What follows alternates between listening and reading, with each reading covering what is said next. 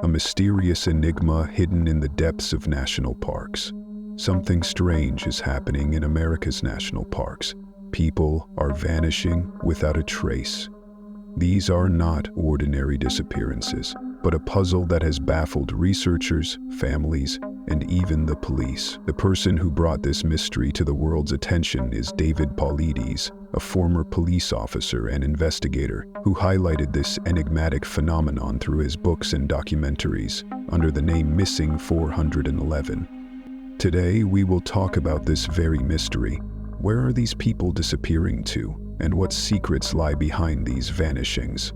David Paulides began his investigation when a former ranger from a national park contacted him. The ranger revealed that some disappearances in national parks were not ordinary. These were incidents with no logical explanation.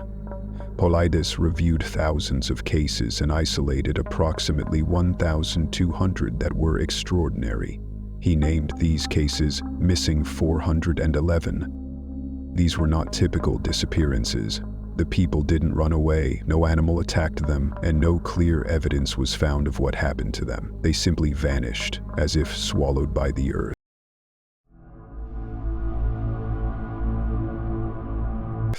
When Paulides analyzed these cases, he noticed some strange patterns present in almost every case.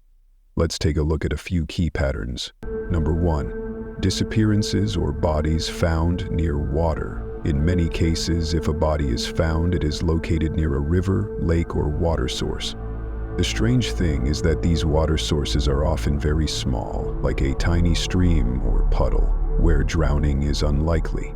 Number 2. Bodies found in previously searched areas. Many times, search and rescue teams comb an area repeatedly but find nothing. Then, suddenly, the same body is found in the exact spot that was searched multiple times before. How is it possible that the body wasn't found earlier and then appears there?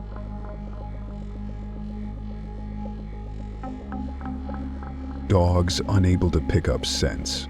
Typically, search and rescue teams use bloodhounds to track a missing person's scent. But in Missing 411 cases, in 99% of instances, these dogs failed to pick up any scent. This is something that even experts find baffling.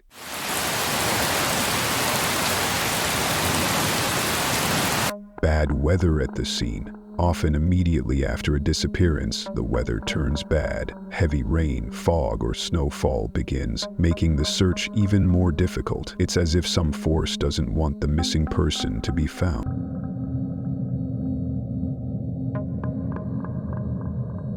Children found at impossible distances. In several cases, young children who can barely walk a few steps are found miles away from their disappearance point, or at elevations thousands of feet high.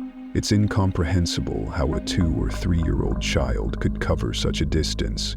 These patterns make each case even more mysterious. But let's now look at a few specific cases that reveal the depth of this phenomenon.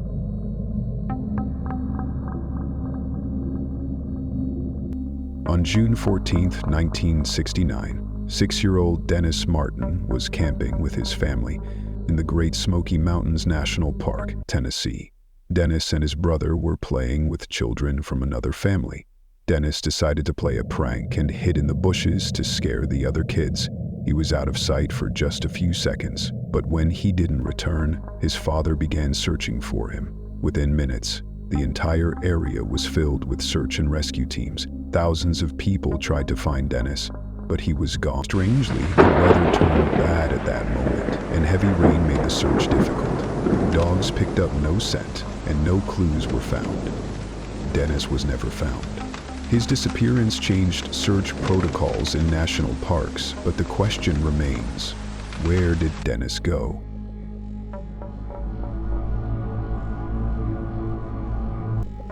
On October 29, 1956, 3-year-old Jack Woods Jr. vanished from his family's cotton field in Asheville, Alabama. Immediately, hundreds of civilians and soldiers began searching.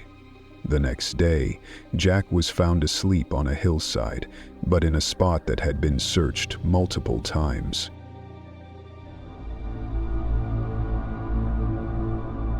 In 2014, a medical doctor named James McRogan set out on a split snowboard trip with friends in Vail, Colorado. 5 days later, his body was found 4.5 miles away as the crow flies, which translates to approximately 14 miles of hiking due to the mountainous terrain.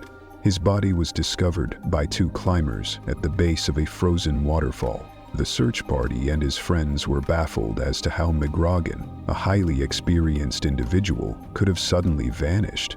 The ground was covered in snow, making it seemingly impossible for even a skilled mountaineer and skier to lose their way. According to David Paulides, no phone call was made.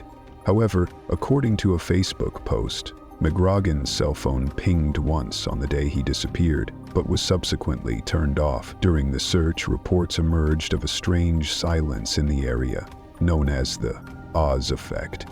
The case of James McRogan exhibits several missing 405 patterns, the disappearance of an experienced outdoorsman under seemingly impossible conditions, frozen snow without a trace, the discovery of the body in a previously searched area, frozen waterfall at a considerable distance, and reports of the Oz effect. The presence of these contradictory patterns in McRogan's disappearance reinforces David Paulides' claims about recurring characteristics in these unusual incidents. The conflicting information regarding the pinging of McRogan's cell phone highlights the challenges in gathering accurate information and the possibility of misinformation or differing recollections in missing persons investigations. Contradictions in crucial details like cell phone activity can significantly impact the understanding of the timeline and circumstances surrounding a disappearance. Looking at missing 411 cases, one thing is clear: these are not ordinary disappearances. Some say it's all due to natural causes, like getting lost in the wilderness, animal attacks, or bad weather. But according to Paulides, these cases contain elements that cannot be explained by natural causes. Paulides himself doesn't provide definitive answers, but raises questions. If it's all so simple, why doesn't the National Park Service release a list of these disappearances? Why is information hidden?